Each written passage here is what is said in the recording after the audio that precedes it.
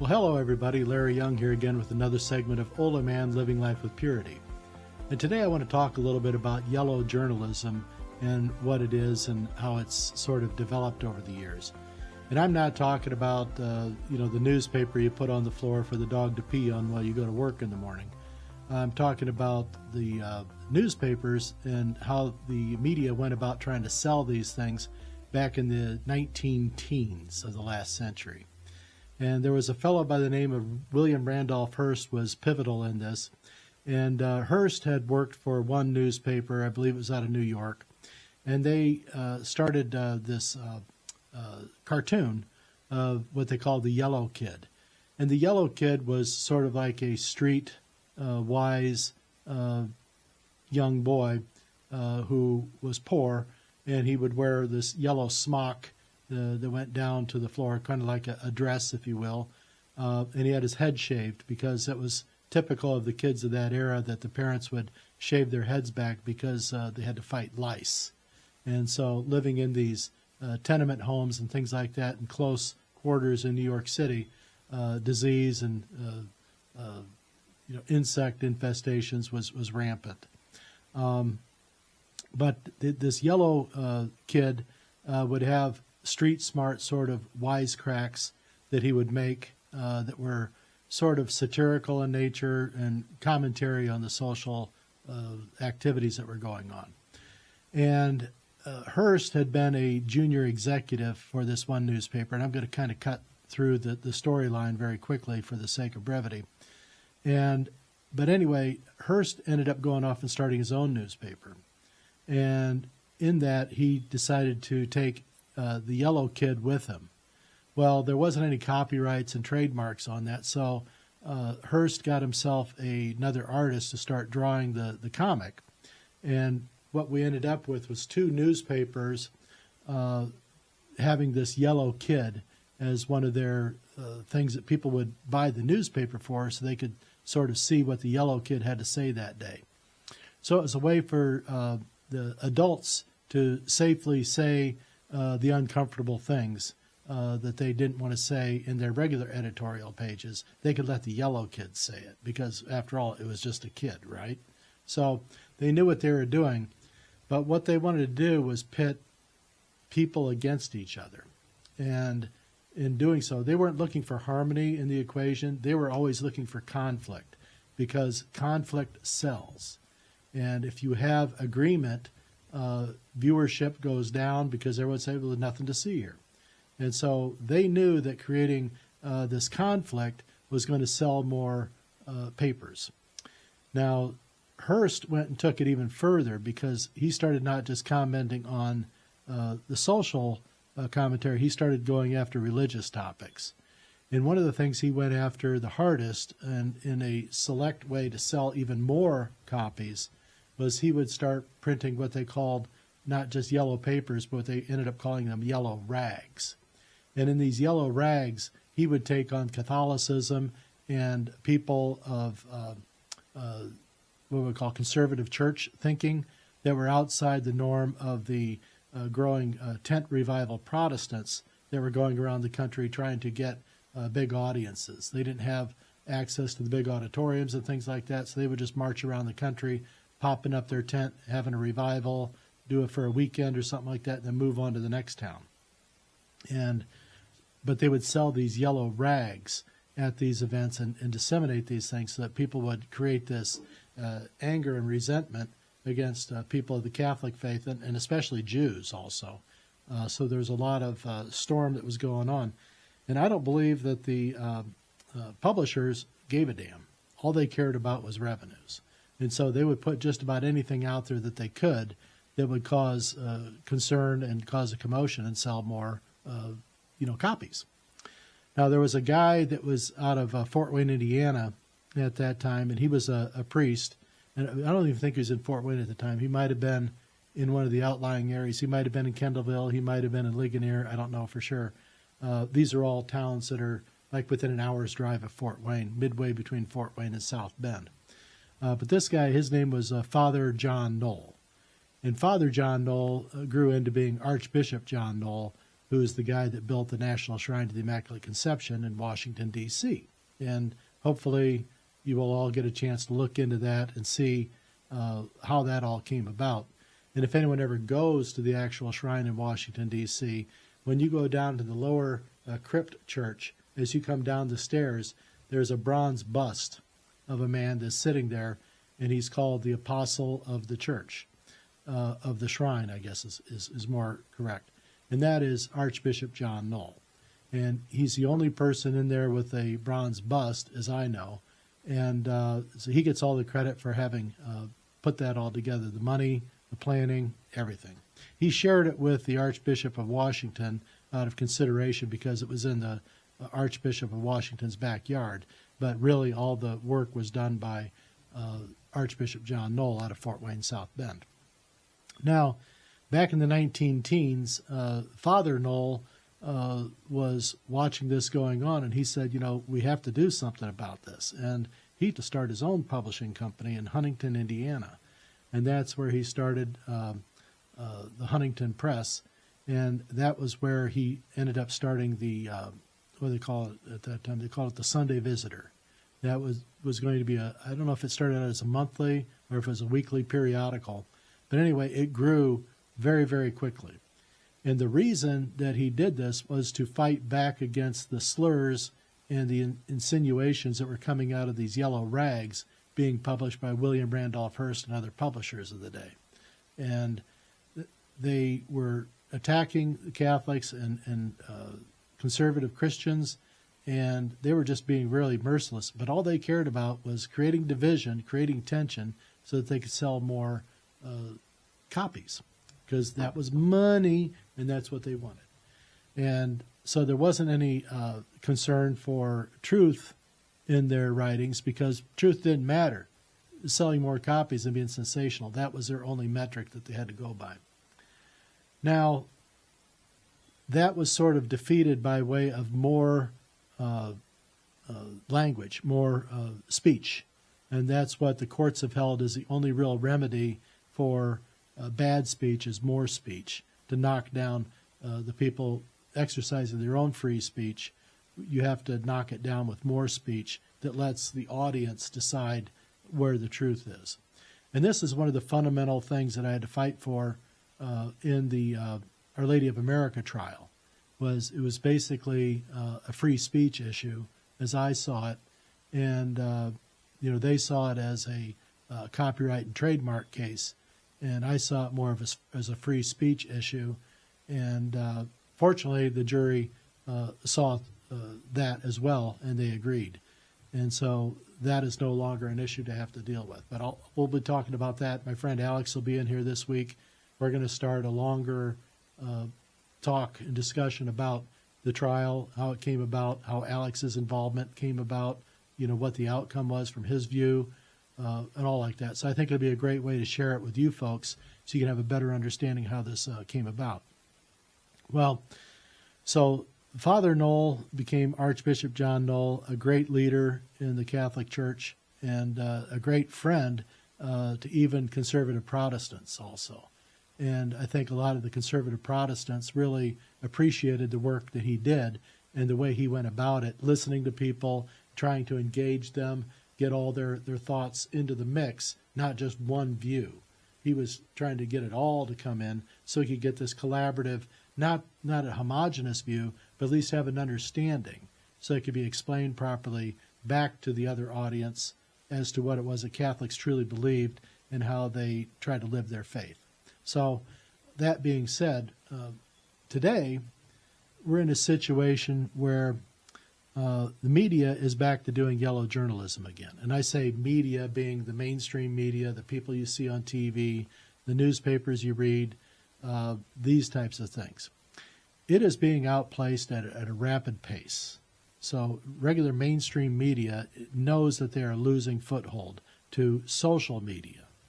Now, social media is what you find on things like this, YouTube. I'm social media. You're taking part in social media right now if you're watching this. And so I can be attacked as well, and I am. And I'm okay with that because I really don't care. Because the truth is the truth, even if nobody agrees. the truth is the truth. And we have to get that out there. Now, with the media being sort of kicked out of bed, if you will, by society, they've kind of shot themselves in the foot, the last decade or so with telling all these yellow lies and things like that. And people are beginning to see with their own eyes that, hey, you guys were jacking us around. We don't believe you. We're not going to play that anymore. But they get called into other streams and other sinkholes or whirlpools of thought through these social medias. And they don't take the time to exercise to get a more expanded view. They take what's been whittled down to a tunnel view of the world and how this person thinks about it. And they've given over, and the viewers have given over their own thought process to somebody else's pre-thought process, and they accept it as their thought process now. They're not doing their own homework. And this can lead to a lot of problems because you get people sitting around and waiting for Beyonce to show up, at a party. When what they really should have been doing was trying to hold the person who was the guest of honor at that party, to task to tell us what it is that you think and why are we here. And that didn't happen. And it still hasn't happened. I mean, it's just been a month ago that the mainstream media and everybody was chatting down one of the main candidates for our U.S. president right now. They were saying that she didn't have the experience, she didn't have the ability, that no, we need somebody else. We had to get rid of the guy who was at the top, that being Joe Biden. But in the last 4 weeks, everything has changed.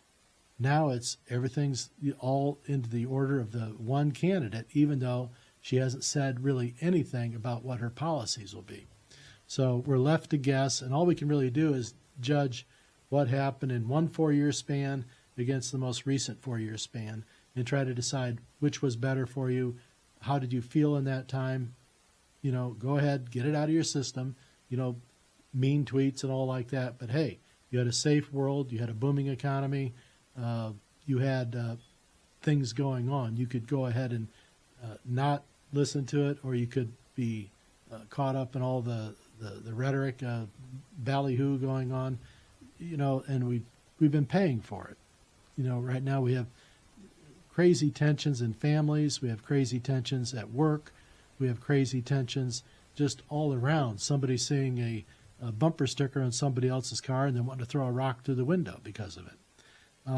This is not how it's supposed to be, and this is not how it should be, and we have to fix this and get it back to where it needs to be.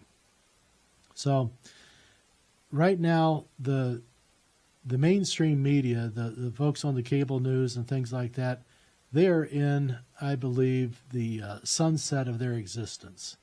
And right now, the only real viewership that they have are the people who are technologically incapable of going online and finding other outlets through the social media and other things like this on YouTube, or they're just permanently lazy. And they don't want to have to think, they want to be told what to think, and they're going to sit there and follow the jersey that's in front of them, and they're not going to try to put their own name on the back of their own jersey. They'll wear somebody else's name on the back of their shoulders. And that's a bad thing to do. When I was a ball player, I had a mentor. His name was Wally Moon, and Wally played for the Los Angeles Dodgers. And he had told me, he said, never wear somebody else's name on your back. He says, you are you. Always wear your own name on your back. Don't pick somebody else's name to put on your back. Don't sell yourself short. And he says, don't be a fan, but be a player and be aware. And you can appreciate other people, but don't be a fan.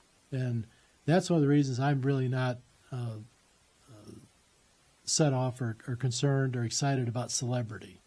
I've met some very unique and powerful people in the world, but I've never gone crazy for them, never asked them for their autographs, things like that. I had a great opportunity working at the George W. Bush Presidential Library on the Southern Methodist University campus. I met the former first couple several times, but never asked them for a photo or anything like that. It was just nice being in their presence and being able to talk with them and have them answer a few questions for me. So they're just people, and they're just gracious people, and you should try to tap into that and let them be people, because a lot of times once you change the dynamic and become a fan, then all of a sudden they have to go into a different mode, and then you lose that reality about them. You lose that personal touch more so, because all of a sudden they've had to flip the script and become this person because that's who you expect them to be for them. So that's how celebrity works, in my opinion. But what we have to do is be aware of what it is that's going on right now with the media. And one of the candidates had said, years ago, that the media is the enemy of the people. Well, I don't know if so much that they're the enemy of the people, but I think what they are is they are users of the people. And I think they're abusers of the people because they really don't care about the people. And this is where you have to know who you are and why you're doing what you do. So we have to be very, very careful about what it is that we see and what it is that is going on around us, so we don't become infected by it and hurt by this yellow journalism that's back upon us. Now, it's everywhere, and if you're confident in your own personal space and who you are, it's not going to affect you much. You're just going to dispel it and move on. And that's okay. And that's what you need to do. But you need to encourage other people to be strong in that regard too, and not play into the crazy rhetoric about what is going on. And you have to ask the questions. Why 4 weeks ago was this person unpalatable for the country, and now all of a sudden she's a second coming of Beyonce? Oh, wait a minute, Beyonce didn't come, did she? No, that was a lie too that was put out there to try to get people to stick around and listen to the one candidate's speech, because otherwise they'd all left. So there's another word that's been brought into the dynamic here lately, and that's of joy. And this whole cry for joy right now by the folks with the horns is really a replay of what happened back in 1936 with the Nazi Party in Germany. And we'll get into that as well. But I don't know if they did it intentionally or they just weren't smart and realized what their history book had to say. But this is one thing I think they're going to pay for going forward, but it's another thing you need to be careful about. And so we need to just be mindful of this, reassert yourself as to who you are, what it is you value, what you believe in, and know how you're going to get there. So right now you've got a lot of these people, that are on the one side of the coin. Apparently it's a 50-50 split right now between the two candidates. That seems weird. Okay, out of 350 to 400 million people in this country, and there's got to be at least 180 to 200 million potential voters in that group. And with people being so driven by this yellow journalism and these talking points that are out there, how in the heck can the discussion and the polling going from being this wide for Donald Trump to be winning the polling in the election coming up when Joe Biden was the other candidate, to now it's supposedly neck and neck, just with the change out of one candidate? It's kind of crazy. And what it is that when the gap was this big, the media had nothing to sell, because there was no reason for you, me, or the other person to go and watch and see what the news was, because there was no news. The one person was way ahead of the other. It was painfully obvious, and there was nothing to sell at that point. So what they had to do is they had to drive the tension back into the marketplace to get you to start watching again and being fearful, and to prey on you, to make you not pray, but to prey on you, and to use you and everybody else around you. And this is what we're paying for right now. This is all crazy media-driven bullshit. And you have to be careful about it. So right now, you've got people are swinging over from the one side of the equation over here where the loony bin is with these folks.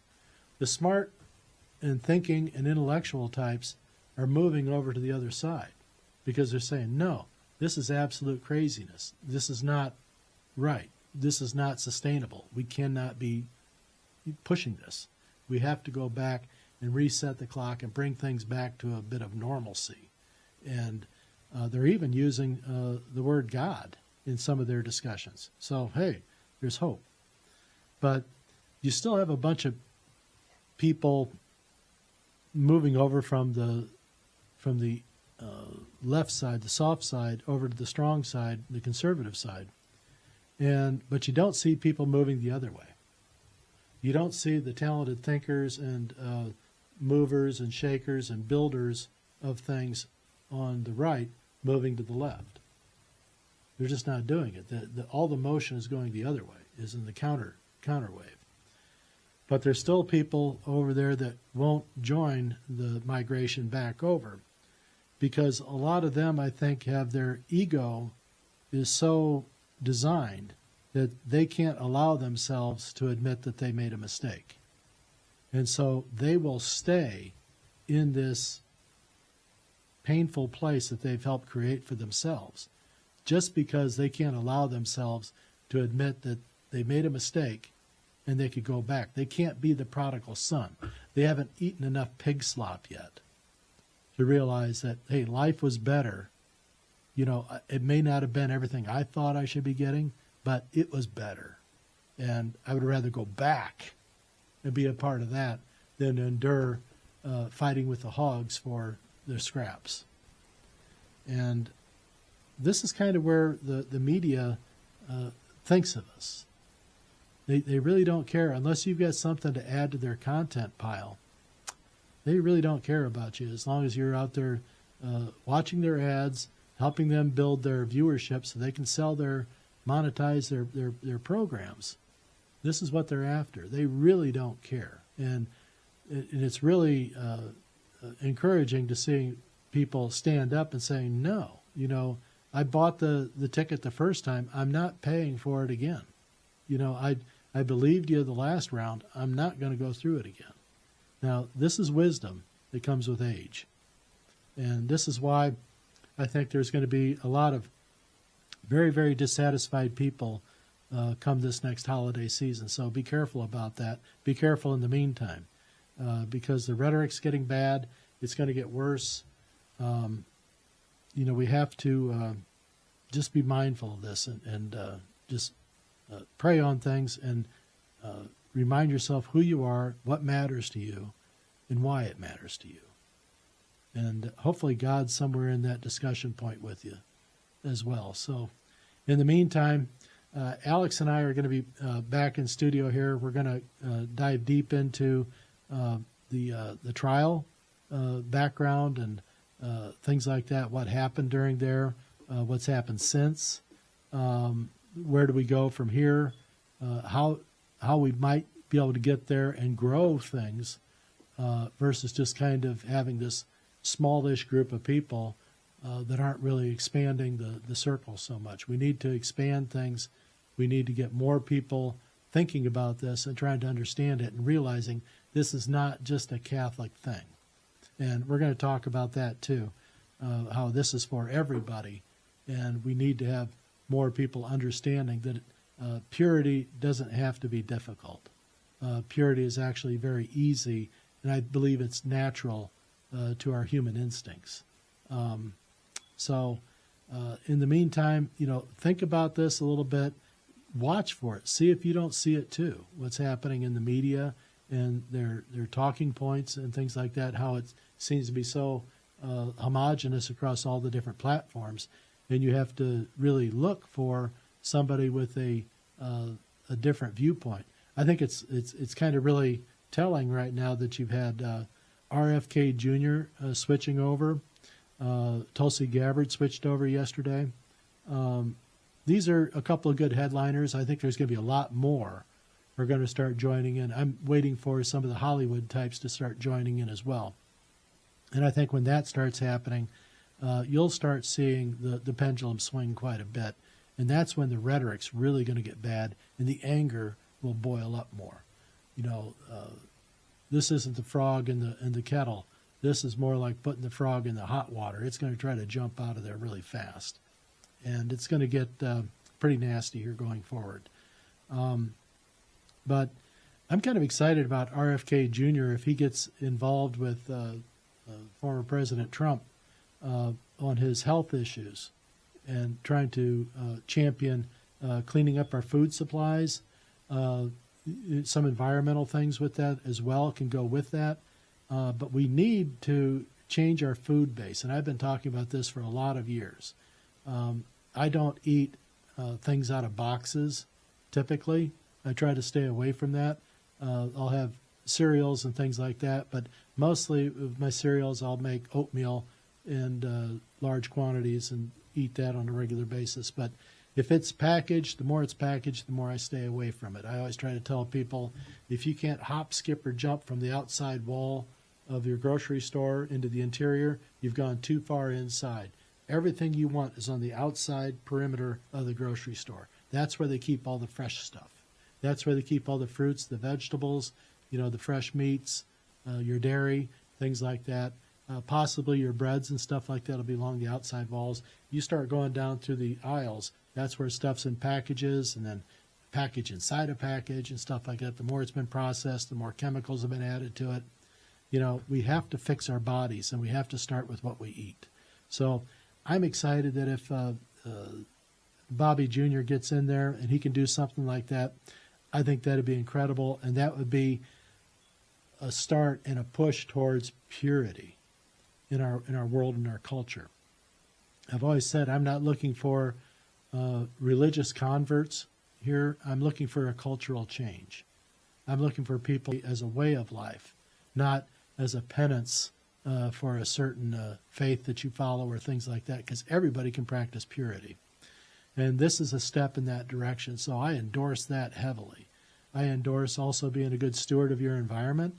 I'm not saying that you have to go to the extremes with eliminating fossil fuels, because I don't believe that's the answer, because solar and wind are just not efficient in the long run. There's going to be another method of generating power that's going to come available to us, but it's not going to happen if we have all these elites over here in the Bilderberg Society and our left elites are going to suppress these things, because no matter what they say, they really don't want the big change. What they want is enough change that keeps their pockets lined and they can keep making the money off it. So it's not purity, and it's things that we need to all kind of change our thinking to and kind of get on board with here. But we're getting there. We're getting there. And I think there's a lot of people, I see from the emails I get in here, a lot of people are coming in with some pretty intuitive thoughts, and I really appreciate that. So your feedback helps me sort of guide the tempo with how we start releasing more information. So it's going to be an exciting few months ahead here, so stay tuned. Try to check back, and please comment, please like, please subscribe. I really need the help with getting the metrics up here on YouTube so we can expand our platform. We can only do that with more people hitting that subscribe and like button, because it all matters. You may not know how it works, but it matters. Every time you watch, please like. If you don't like, please comment why you don't like, those types of things, because that's how we make a better beast. So in the meantime, I love you, and I'll be back.